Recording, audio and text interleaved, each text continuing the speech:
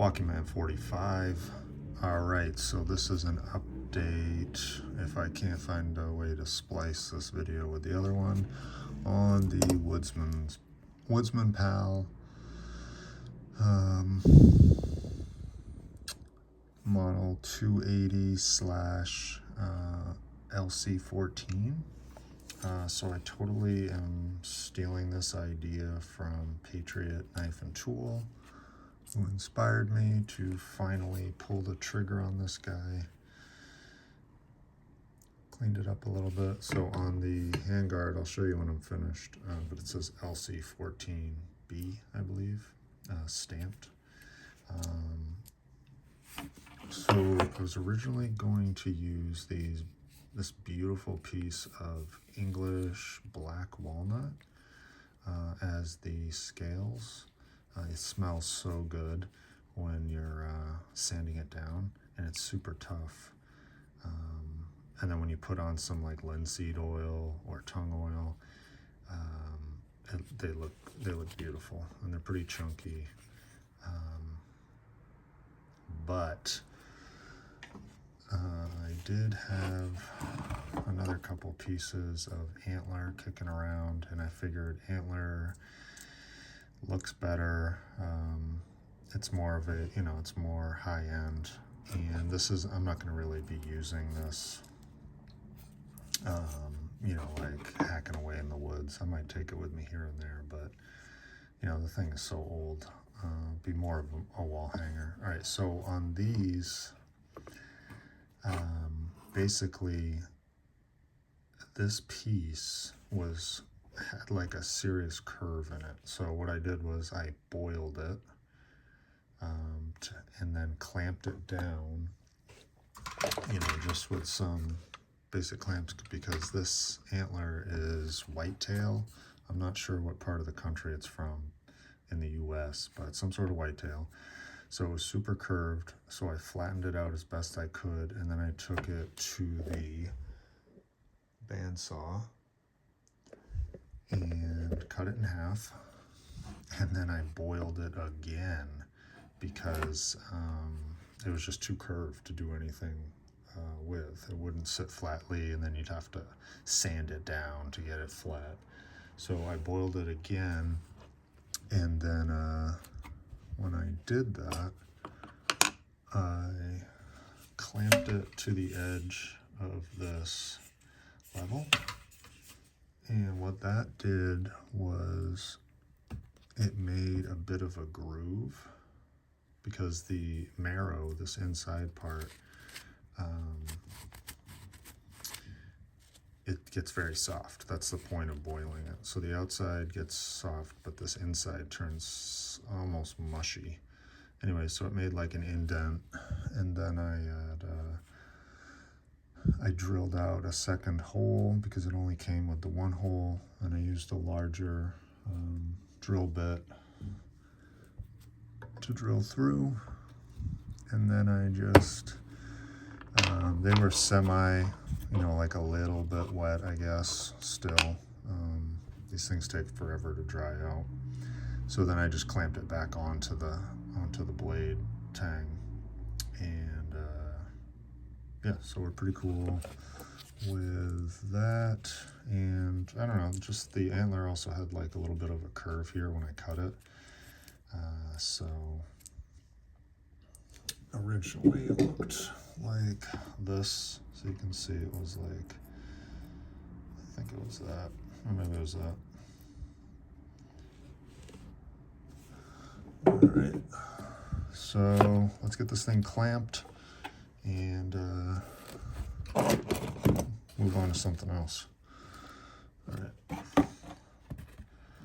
so I'm gonna mix this JB Weld, got it at Walmart. Gonna do this off camera.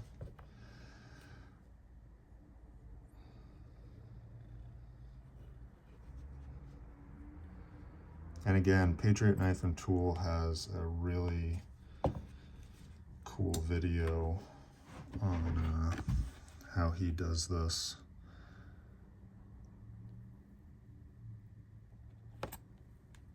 I I kind of hack away at it. I just use an old, well, a new Q-tip, but just use a Q-tip because I can just, you know, leave it in the pot or just throw it away.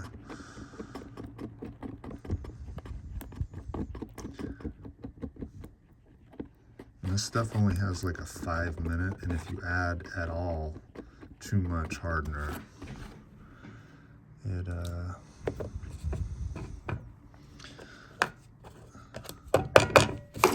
sets up really fast. All right, so.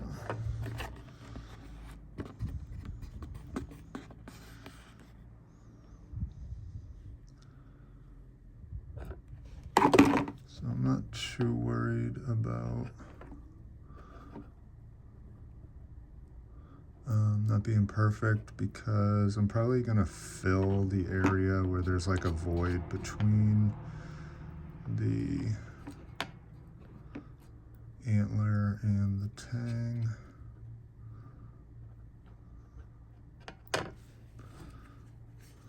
Okay.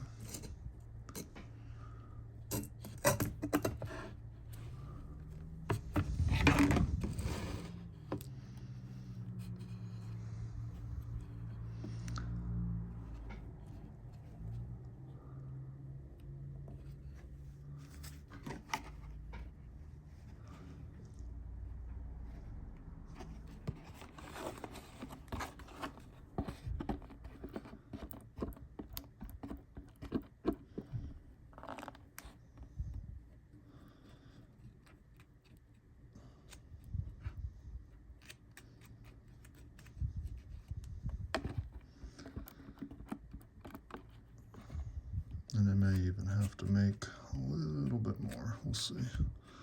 See if we can get away with this.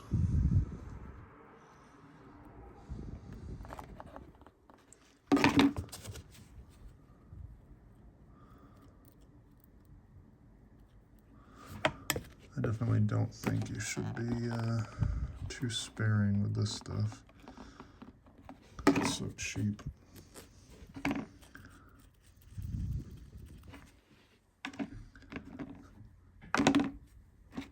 As you can see, it gets wicked sticky fast.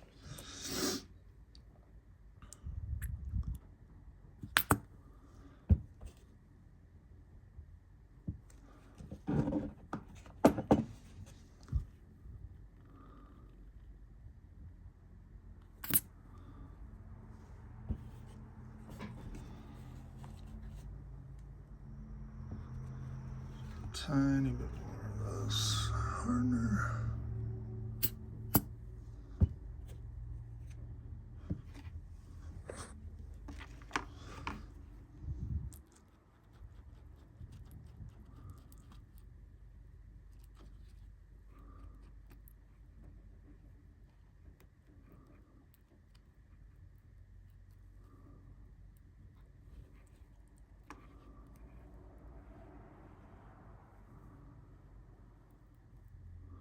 And I just get it, you know, kind of in the hole. I'm gonna stick the pins in. All right, let's see what we got here.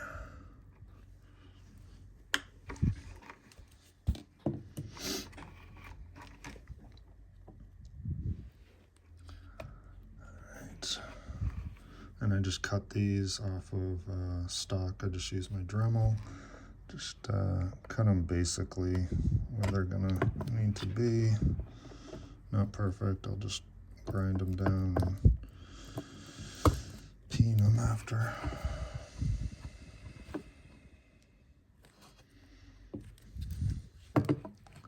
See, this side's already setting up.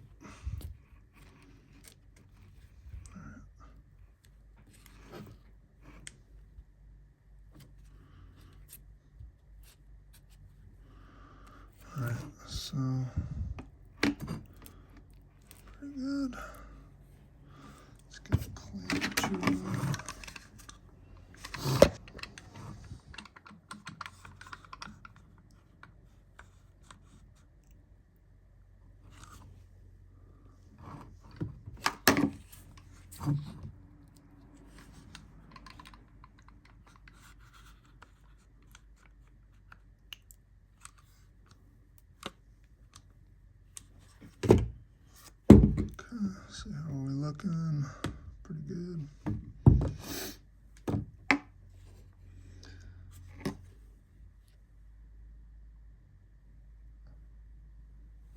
All right, so you can kind of see this space between the scales and the tang. It's probably about like at least, I don't know, quarter, half inch. I guess I could have cut these down a little bit more, but because the scale is so thin, I wanted to make it as wide as possible.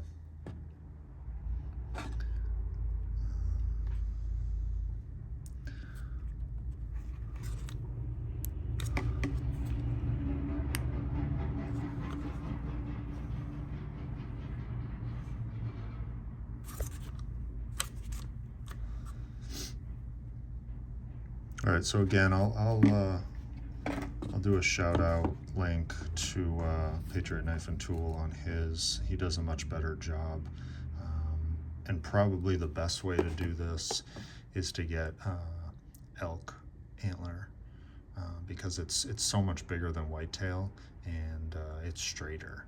You know, it's just there's naturally more straight pieces, and you can probably get like an entire antler off eBay for, you know, maybe like $100 or so, you know, unless you're lucky enough to live out west, you know, the dreamlands. I'm back east, so this is kind of the easier stuff to procure.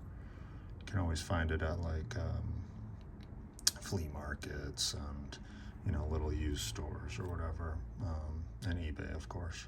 All right, so we're gonna let this set up. I'm gonna leave it.